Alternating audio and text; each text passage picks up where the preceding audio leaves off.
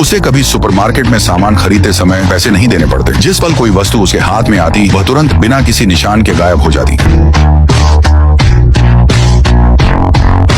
हर बार घर लौटे समय वह ढेर सारा सामान लेकर आती, लेकिन घर पहुंचकर उसे सब कचरे में फेंक देती। चोरी करना उसके रोजाना के निंजा प्रशिक्षण का हिस्सा था, और यह सिर्फ वही नहीं थी, उसका पूरा परिवार निंजा था जो छद्म पहचानों के तहत सामान्य जीवन जी रहा था। आखिरी महान निंजा युद्ध समाप्त होने के बाद से वे सभी छिपकर सामान्य जीवन बिता रहे थे। उसका पति हमेशा उसे याद दिलाता था कि जब भी वह छत पर जाए तो सीढ़ियां ही इस्तेमाल करे। निंजा होने के नाते सबसे महत्वपूर्ण बात ही कम प्रोफाइल बनाए रखना। वे अपनी पहचान कभी उजागर नहीं कर सकते थे, लेकिन वह हमेशा उम्मीद करती थी कि एक दिन उससे फिर कोई मिशन मिलेगा। फिर एक दिन एक कैरियर कबूतर उनके घर में उड़कर आया। पूरा परिवार तुरंत समझ गया कि कुछ बड़ा हुआ है। यह निंजा ब्यूरो का आधिकारिक मैसेंजर कबूतर था जो केवल सबसे जरूरी स्थितियों में भेजा जाता है। हाल ही में एक विचित्र हत्या का मामला हुआ था। एक लग्जरी क्रूज शिप पर सवार हर यात्री रात भर में मर गया। पहले पुलिस ने निष्कर्ष निकाला कि वे सभी जहर से मरे थे। जांच के अनुसार पीड़ित पूरे 2 हफ्तों तक ऐंठन से तड़पते रहे। उनकी मौत से 2 घंटे पहले मरने का ऐसा अजीब तरीका बताता था कि यह संभवतः किसी अनदेखे वायरस के कारण हुआ था। निंजा ब्यूरो को शक था कि यह मामला पूमा निंजा क्लान से जुड़ा है जो 6 साल पहले गायब हो गया था। इसलिए उसके परिवार को जांच का काम सौंपा गया। उसे क्रूज कंपनी में सर्वाइवर लिस्ट की जांच के लिए भेजा गया, जबकि उसके बेटे जैक को घटनास्थल पर मौजूद एक संदिग्ध रिपोर्टर का पता लगाने का काम दिया गया। क्रूज कंपनी काम से भरी हुई थी। वह खुद को नई नियुक्त क्लीनर के रूप में छिपाकर काम करते हुए सुराग ढूंढती रही। उसने मैनेजर पर कॉफी गिरा दी। जबकि वह अपने कपड़े साफ करने गया, वह तेजी से क्रूज की पैसेंजर लिस्ट चेक कर ली। अजीब बात यह थी कि हर पन्ना खाली था। जब वह कॉपी रूम में घुसी तो उसने एक आदमी को लगातार दस्तावेज श्रेडर में डालते देखा। वह बहुत संदिग्ध व्यवहार कर रहा था। उसने सहजता से पूछा कि क्या वह कॉफी पीना चाहेगा, लेकिन उसने कुछ नहीं कहा। इसके बजाय वह आया और दरवाजा बंद कर दिया। ऐसा लगता था कि वह जो दस्तावेज श्रेड कर रहा था वे उसी क्रूज की पैसेंजर लिस्ट थे। उसके बाद से वह उस आदमी पर नजर रखने लगी। एक दिन उसने देखा कि वह फोन कॉल का जवाब देने के लिए भागा तो वह चुपके से उसके पीछे हो ली। उसे आश्चर्य हुआ कि वह व्यक्ति नहीं था जिसकी वह तलाश कर रही थी। जब वह साउंड प्रूफ रूम में घुसी तब भी वह उसके होंठ पढ़कर पूरी बातचीत सुन सकी। उसने उस नाम को याद कर लिया जो उल्लेख हुआ। काम के अंत में जब वह घर जाने लगी तो अचानक उस आदमी ने उसे रोका और कॉफी लाने को कहा। वह चिढ़ गई, इसलिए उसने जानबूझकर उसकी कॉफी में चम्मच भर चीनी डाल दी। लेकिन जब वह कॉफी लेकर लौटी तो उसने देखा कि एक हत्यारा उसे पीछे से कसकर गला घोंट रहा था। वह तुरंत अपना शरीर नीचे कर ऑफिस में रोल करते हुए घुसी, मेज से एक औजार उठाया और पावर स्विच पर फेंक दिया। पूरा